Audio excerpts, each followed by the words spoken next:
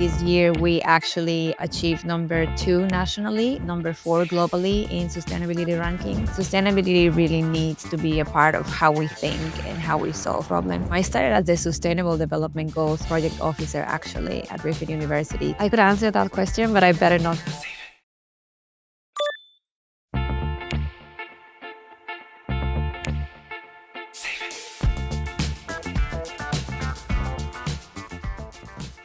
You're listening to a climate change. This is Matern, your host. We've got a great guest on the program today, Patricia Lee. She's the Sustainability Project Officer at Griffith University in Brisbane.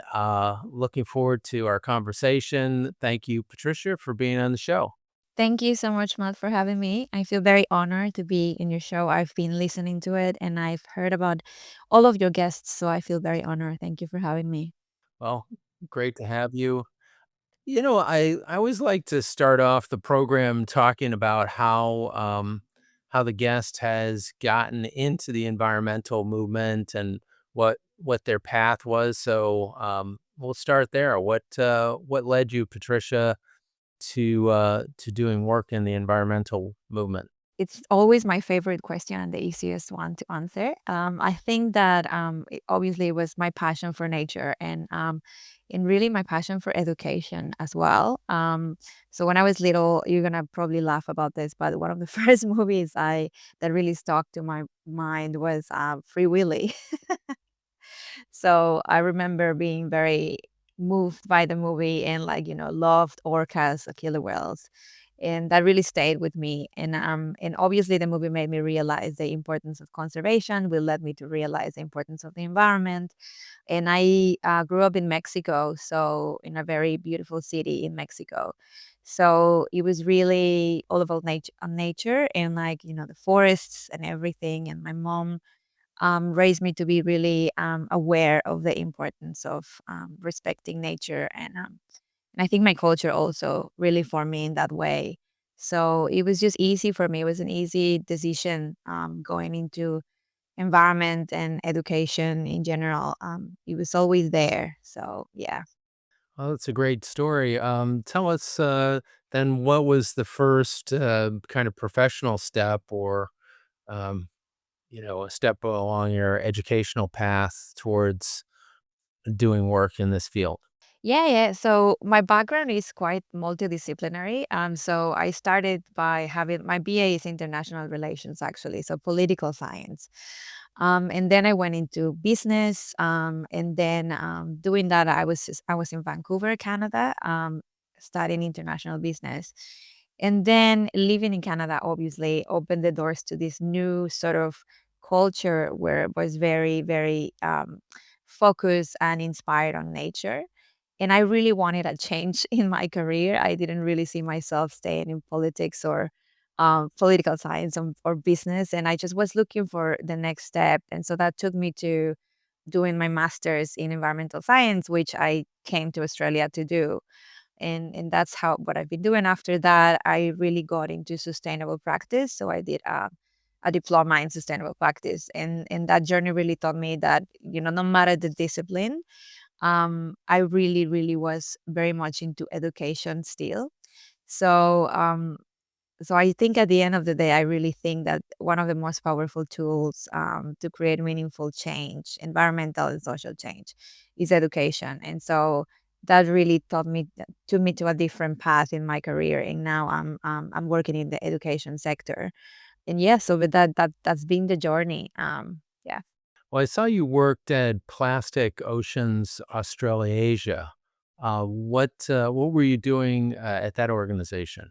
So I started as this is really funny because and this is the very great part of about being a multidisciplinary professional.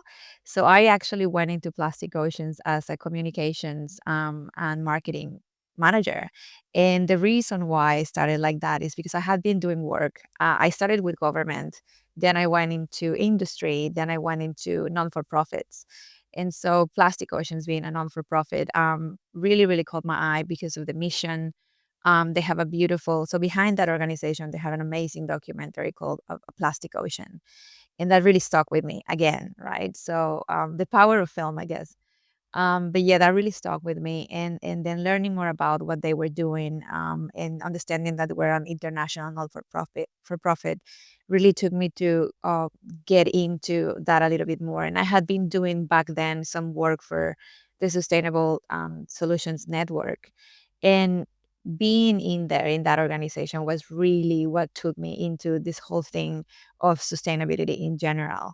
And I did some work as a journal. We used to have a journal, a digital journal, and that took me to sort of like communications and a little bit of marketing. I was helping them with marketing as well, doing some campaigns and events, etc. And I got more involved in that area as well. And so that took me to be a part of Plastic Oceans Australasia as their manager, marketing and communications. And so yeah, it's been quite a journey. And I got into communications because I felt that it was just incredible to hear the stories of people that they had when I was working in that journey back in the Sustainable Solutions Network. I got this incredible opportunity to interview people from schools around the world. So not only staff, but students and principals to learn about the sustainability journey. And that's how I got into it. So yeah, it's been sort of like here and there, and now even to this day, working at the university, I do some marketing and comms as well as engagement. Tricia, I just wanted to ask you a little bit about your position at Griffith University and what are the types of things that you're doing there? Yeah, absolutely. So I'm very happy to be there. You have to know that I did actually my master's at Griffith University in Brisbane. So that's how I came from Mexico with a scholarship to do that. And so it was really for a long time, as I was saying before, my passion being education, environment, and all of that. Really, one of my dreams was to work in a university. So when I really got into that role, it was one of the best news ever for me. So I started as the Sustainable Development Goals Project Officer actually at Griffith University. So working with the sustainability team there. And that eventually led me to, so at the beginning, I was working in sort of like embedding the Sustainable Development Goals within the university in all areas. And then my position became a little bit more all over the place with like, so not only SDG implementation, but also, sustainability initiatives and things like that. And so that position led to becoming the sustainability project officer. And so, as in that role, what I do is I coordinate projects to deliver initiatives on their sustainable strategy. And then, as well, so I work in the academic and engagement. Governance pillars of the university, but I also focus on some of the engagement when it comes to operations initiatives as well. So it's a little bit like at the beginning, I was saying the multidisciplinarity. And as you know, in sustainability, it's all about interconnection. So it's really a lot of work done in different areas, not only sustainability or environmental operations. It's really engagement, it's communications, it's a little bit of everything. So yeah, that's what I've been doing there, and really trying my best to embed sustainability within the university, and that includes not only courses but also culture. It's really interesting, but yeah. So tell us, what has you been able to move the needle in terms of results and measuring the results at the university and how that has made a difference and an impact at Griffith University? Yeah, so absolutely. It's been a team effort. So we have 4 people, 5 people in the team. Griffith University is very lucky to have a dean in sustainability, actually, and a lot of the work has been done due to the rankings. So we are part of the higher education impact rankings when it comes to sustainability. And the great news is that this year we actually achieved number 2 nationally, number 4 globally in sustainability rankings, and as well we achieved number 1 in particular SDGs. So it's been really great news this year for us, but that comes with a lot of effort from not only the members of the sustainability team, but as well as the all of the staff members, the community, the academics, the researchers who really share with us all of the achievements that they have within their research. And we were able to use that as data for the sustainability impact rankings. And it's been fantastic. It's just a collaborative effort. It's really a community effort. So that's the beauty of sustainability, isn't it? That you're really a part of a community effort and you work together towards a goal. So yeah, it wouldn't be possible without the team, but it's also possible because of the great effort that the university has been putting on becoming more sustainable and achieving the sustainability goals they have. So, in terms of achieving those goals, what does that look like in terms of reduction in carbon footprint, reduction in waste, a reduction in energy, getting energy from renewable sources? What are the metrics that make you in the top 10 schools around the world? What are the things that they're looking at to score that? So yeah, it's actually the great work of, for example, the facilities management and operations at Griffith University, who are looking into really having more opportunities when it comes to having renewables in the university, as well as working on solar panels installations, things like that. We are actually working on our climate action plan this year, which will be released later this year. We're also working on a waste management plan later this year. We have now a water management plan as well. So it's really putting all those efforts together and working not only, like I said, within the sustainability team, but also collaborating with campus operations and really looking at the best way of achieving the sustainability goals. But we do a lot as well with our climate action beacon. So they have initiatives in place, and then we put it all together and see, what the goals of the university are, which we want to become. I think it's carbon neutral by 2029. And so it's really it's a very ambitious goal, but we're trying our best to get there. And there's a lot of work being done in universities across Australia to do that. So we work with other universities as well and share a lot of the knowledge that we have. What is working for some, what is not working for others. But yeah, that's what I can share from that area. So, are you achieving carbon neutrality through going with renewable energy or getting carbon credits or a combination of both? I could answer that question, but I better not do that because then we're getting too much into giving information from the university, if that's okay. Sorry. Well, it's certainly a worthy goal to be reaching for carbon neutrality by 2029, and that would be in advance of where most organizations are looking at. So maybe you can tell us some of the initiatives that have been most successful that Griffith University has used to make progress in that on that goal. Yeah, yeah. So I think that one of the things that they've been doing really well is really trying to align leadership and institutional priorities with the long-term sustainability. And so, in particular, when it comes to sustainability education, so going back to that, we're trying to do a lot of initiatives that really involve the community. So, for example, I know that sustainability is seen sometimes as not that important, but Griffith is really giving a priority to it, especially now leaders are really balancing like every other institution around the world because of the recent environment, as you know. We're trying to balance financial pressures and political timelines and but once that you really understand that education for sustainability requires a system level shift, it's really when you start seeing the changes along the whole system. So, yeah, it's been really interesting. We do some initiatives when it comes to engagement with students, for example.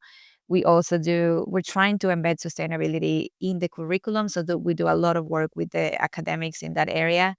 We're coming together we have a sustainability community of practice. So it's over 100 members. And those members really work together in initiatives. So we have a sustainable development goals roadmap.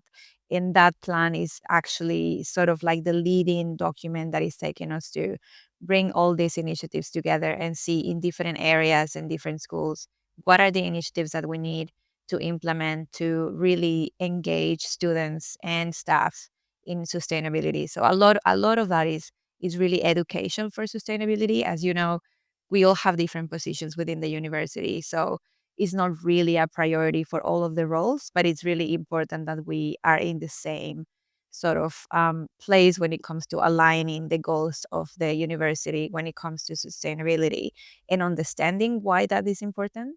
So, yeah, we have lots of initiatives going on right now. So, for example, one of them I can tell you it's called Yarning for Sustainability, which we're trying to implement next year. And this one is about really bringing back the Indigenous knowledges here in Australia and really integrating that knowledge with sustainability with the students. So that is one of them. We're also planning an SDG research summit later in the year.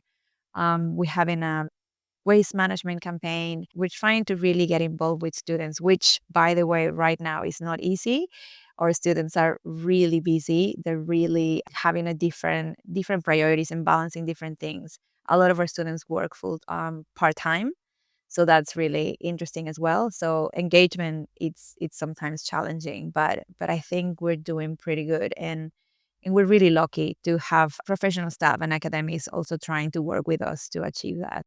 So, in terms of working with the Indigenous community, what are the practices and that you're using to incorporate into the work at the university?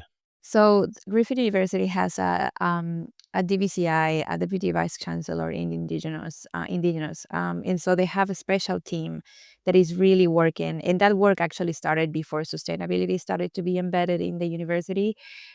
Griffith University has been doing this since the 70s. It was a university that started with that focus on the environment. It was one of the first universities in Australia that had that focus, and so I think later on, they really try to embed Indigenous knowledges within the curriculum, and they've really achieved something incredible. So you have all of the academics now really aware of how to integrate these knowledges in the curriculum. And we do have practices and initiatives and activities that really involve not only the staff, but the university students in these practices and really putting at the front the importance of Indigenous knowledges within the university. So we, as part of that, we thought, the way that they've been doing it, that team, it's fantastic. They've achieved so much. So they're really looking into the alignment of everything and how everyone gets to understand why it is important and what is the meaning behind integrating Indigenous knowledges. And so we've been wanting to do that as well when it comes to sustainability. So really get into that place where everyone understands why is it that we're doing, why it is important, and what the direction we can take. And so, yes, part of that, I think the work being done as Griffith University in that area has been phenomenal. So it's interesting that some of the things that you're talking about in terms of collaboration between departments and all kinds of different people at the university kind of sounds like one of the guests that I interviewed recently, Dr. Beth Sowen, who's the founder and director of the Multi-Solving Institute, and she's an author of a book, Multi-Solving: Creating System Change in a Fractured World, and talks about how having m many different stakeholders be involved in the process of achieving these environmental goals, and some of them coming from maybe a health perspective, saying, "Hey, trying to clean our air has some health benefits," and others coming from different angles, but ultimately getting lots of people engaged in the process. And so, maybe you can talk about how that has worked for you. Yeah, it's fun. It's one of my favorite parts of sustainability, actually, the work in sustainability, because so in terms, for example, if you add education for sustainability, which is really what I really love and my passion, I really think that this is a transformative sort of whole institution approach to sustainability, particularly in higher education. This is something that other universities are trying to do as well. So and I think it's an incredible opportunity for the universities to do this and really lead systemic change. So that means not really just teaching sustainability, but embedding it into their governance and their operations and the research and partnerships, and also the engagement with the community. So I feel like part of this integration of being the multidisciplinarity of sustainability brings a really rich sort of knowledges and integrates them into the university, because you're not only talking about environmental science or sustainable practice, but you're also talking about what other areas within the university can align, how they can align better to really integrate all the knowledges, and go towards one goal. In this case, sustainability and sustainable goals. But yeah, so it's like I tell students, for example, is whether you're studying law, design, business, or health, engineering, sustainability really needs to be a part of how we think and how we solve problems and make decisions. So that multidisciplinarity really, when well done, it really helps, for example, the students to understand how complex the problems that we face are right now, and so how they interconnect as well. In this collaborative process as well, in the cross-sector solutions that we see with partnerships, for example, external partnerships, are really great, and need to be a part of it. So I think another area of impact, if we talk about impact, for example, is how institutions are now embracing new indicators. For example, Griffith is really working in graduate readiness. So how can a graduate contribute better to the SDGs? What is the community impact that we have, and really the cultivation of the values. That's a really important thing for Griffith. The values is a values-based institution university. So values like empathy, stewardship, equity, things like that are really something that will reflect the deeper commitment that the university has, and it will be not only reflected in the workforce, hopefully, but also in the community. As a community, how it works. But I feel that yes, that interconnection and that interdisciplinarity and bringing everything together is something that will lead us to success. And I feel like a lot of organizations need that as well. It's sort of like a new shift that we're going towards. Yeah. So, what innovative approaches have you found most effective in engaging communities and organizations with sustainability education? I think that digital innovation is really shaping the space.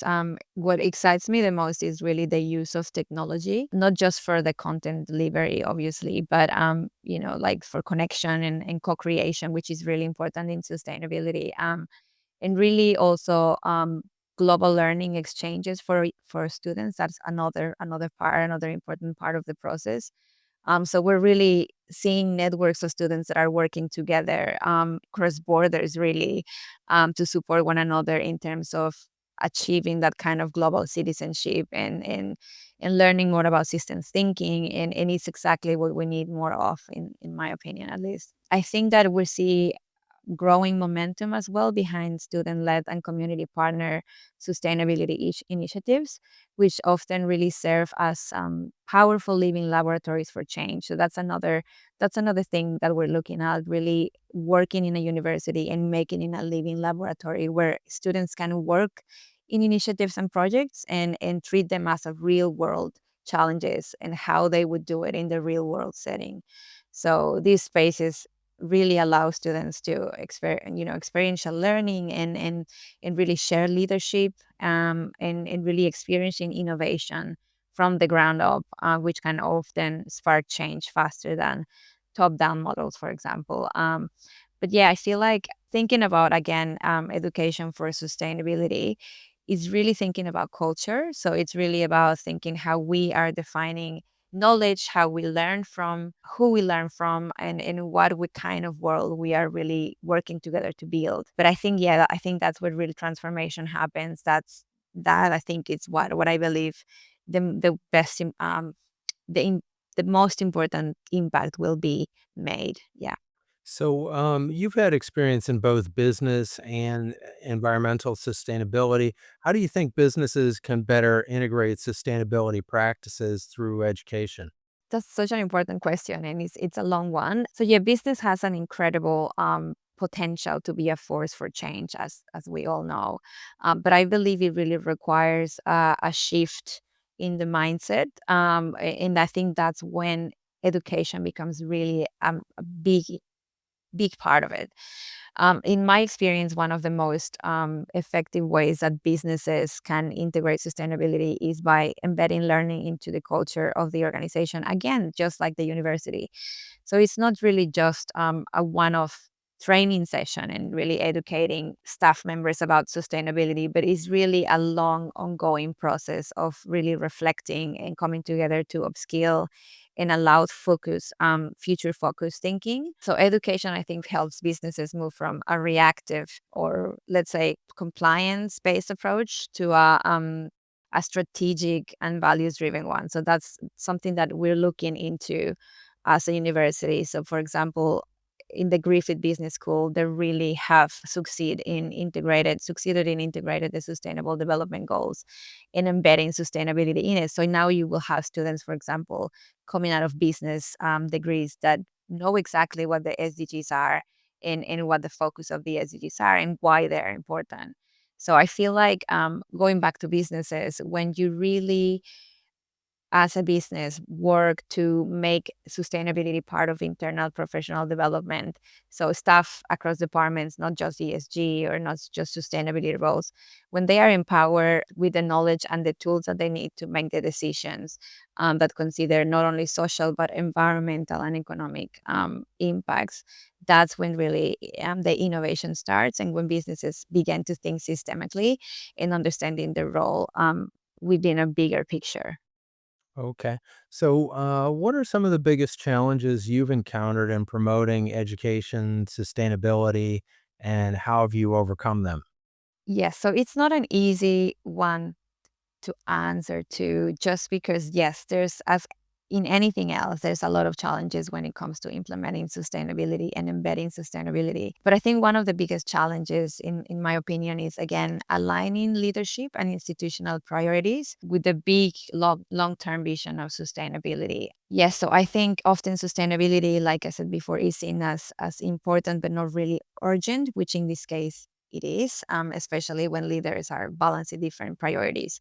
So I think whenever we really focus on having a system level shift for sustainability, it can be difficult when decision makers are really busy with other things and priorities, like I said. But I think when there's a willingness to rethink business as usual, and understandably, not everyone feels equipped or empowered to make that shift. But when that shift happens, it's really when you start seeing the results. So even research back this up. So, for example, there's studies by the United Nations Educational, Scientific, Cultural Organization, so UNESCO, and other really global education bodies consistently have really highlighted that lack of support in initial institutional support and leadership. And this really has been a major barrier to embedding sustainability meaningful across curricula and organizational strategies.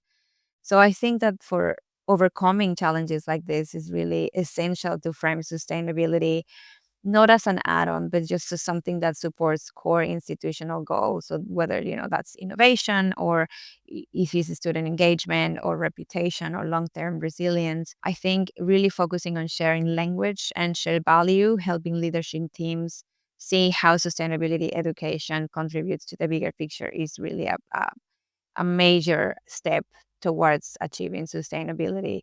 And another strategy I think is that has been effective is the use of evidence and storytelling together. So in a way, you realize that when you work with researchers, data helps a lot showing progress and impact. And but stories, when you do storytelling, it's really when the stories come to life. So, for example, sharing the positive experiences of educators, of the students, or the communities who are already doing this work in meaningful ways, it really helps the conversation from this is a challenge to this is already being done, so we can do it as well.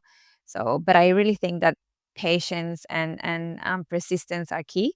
Change is, as you know, never easy when it all happens at once. So I think celebrating the small wins is important and having that consistency and advocacy and really building alliances across different teams or departments, like we were saying before. It's really a great way to create momentum. And so I think the most rewarding part of all of this is when you see that leadership really aligns.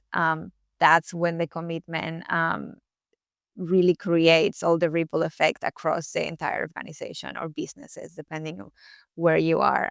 So it creates spaces for innovation, deeper engagement, and ultimately a more meaningful connection between education and sustainability. If you could take one piece of advice, or if you could give one piece of advice to schools that want to take action on climate education, but don't know where to start, what would it be?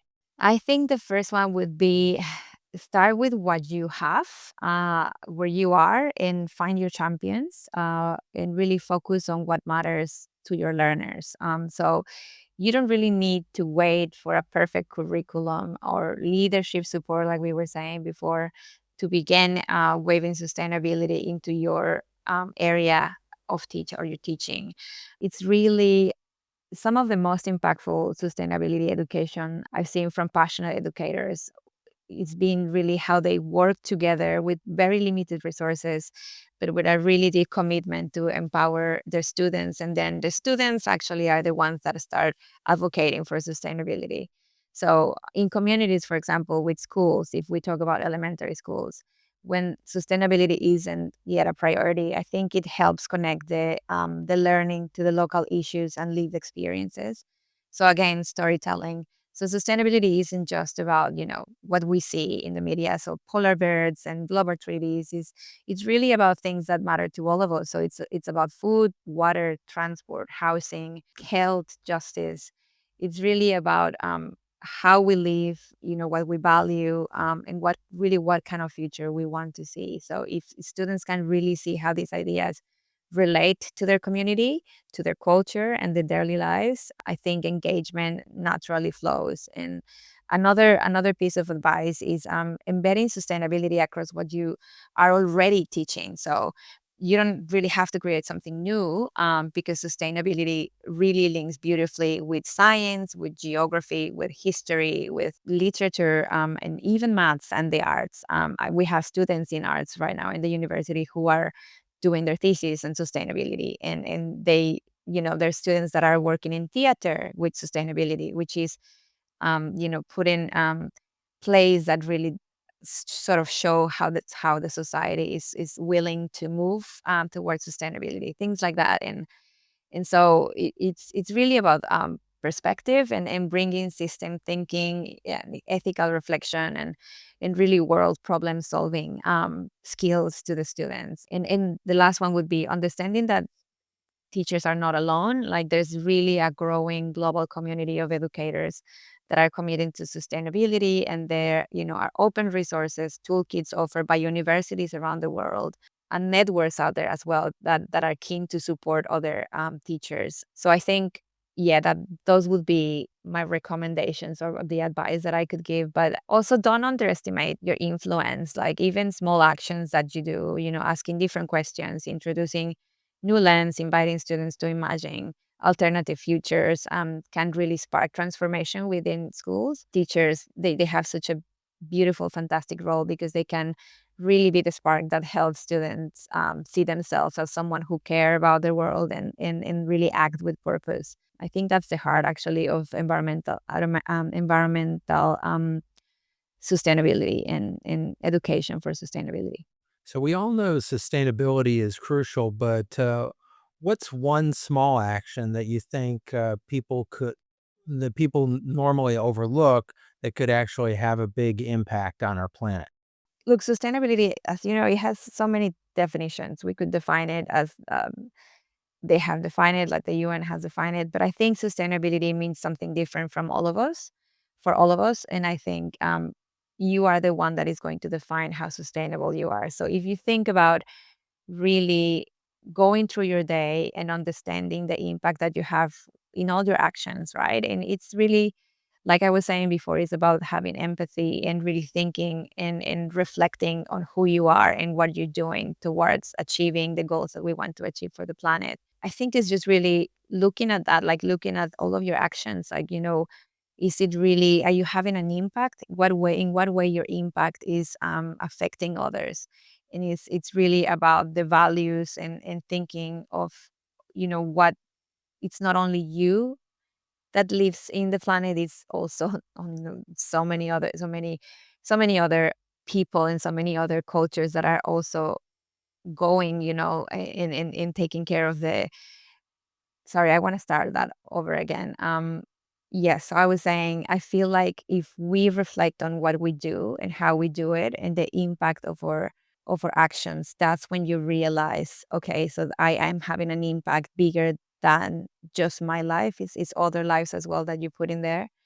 So I think just reflect on that, reflect on what you're doing when you wake up, what is the tea that you're having, how are you going to get to school, how are you going to get to work? Are you really thinking it? Can you take, public transport? Are there any other ways where you can make this easier and more sustainable? So it's really reflecting on your actions and how you're doing it, and what you want to achieve. Well, absolutely. Each of us has a role to play, and we're playing that role every single day, every single minute of the day. There are options for us to improve our actions and to make more sustainable choices. Every dollar that we spend is a vote, what Cesar Chavez said, and I think it's a good phrase. It keeps us more conscious to what impact we're having, and we as consumers can change the market by what choices we make and the choices that we don't make. So, Patricia, great having you on the program. I really appreciate the work that you're doing there in Australia at Griffith University as Sustainability Project Officer. Keep up the great work, and we'll look forward to collaborating with you going forward. Thanks for being on the show. Thank you, Matt. Thank you for inviting me. Thank you for having me. Really appreciate it. To learn more about our work at A Climate Change and how you can help us reach our goal of planting 30,000 trees in the Amazon this year, visit aclimatechange.com. Don't forget to subscribe to our podcast on Apple, Spotify, YouTube, or wherever you get your podcasts. If you like this episode, please share it with a friend. See you next time.